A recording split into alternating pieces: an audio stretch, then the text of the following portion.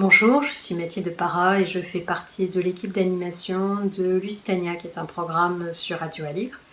Une fois par semaine, nous parlons de culture lusophone par le biais du cinéma, de la musique, des arts plastiques, de la danse ou encore de la littérature. En parlant de littérature, alors je ne vais pas vous présenter un roman, mais j'avais envie de vous montrer ce livre-là qui est Contes du Portugal aux éditions Chandaigne. C'est un recueil qui contient 40 contes portugais, traduits du portugais par Bernard Tissier et dont les illustrations sont signées de Philippe Dumas.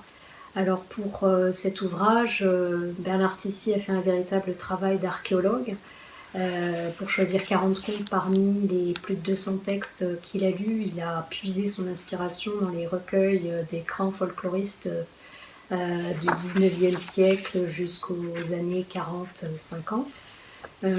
La plupart des contes portugais viennent de la tradition orale. Cette sélection donne d'une part un bon aperçu de la diversité et de la qualité des thèmes qui sont généralement abordés, et puis d'autre part elle contient des caractéristiques qui sont typiquement portugaises. Philippe Dumas, il est auteur, il est peintre, il est décorateur de théâtre, il est illustrateur surtout pour des livres pour enfants. Il a illustré un grand nombre de contes de divers pays. Pour ce livre, il a reçu carte blanche. Il s'est installé quelque temps au Portugal pour puiser son inspiration dans ce qu'il observait, des villages figés dans le temps, des maisons traditionnelles, des personnages avec des visages typiques. Il s'est promené dans la région de Caldas da Rainha. Il a été du côté de Castelo de Vide, Zurique de Beil, Guarde, ou encore près de la Serre de Marvin. Il s'est également beaucoup documenté. Et ça donne des dessins qui sont très colorés, qui accompagnent magnifiquement des contes mélancoliques.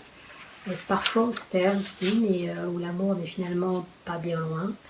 Alors le livre lui-même, il est beau, il a une jolie reliure, du papier qui est épais avec une couleur qu'on dirait vieillie exprès. Alors je vais vous citer quelques titres de contes qui sont traduits.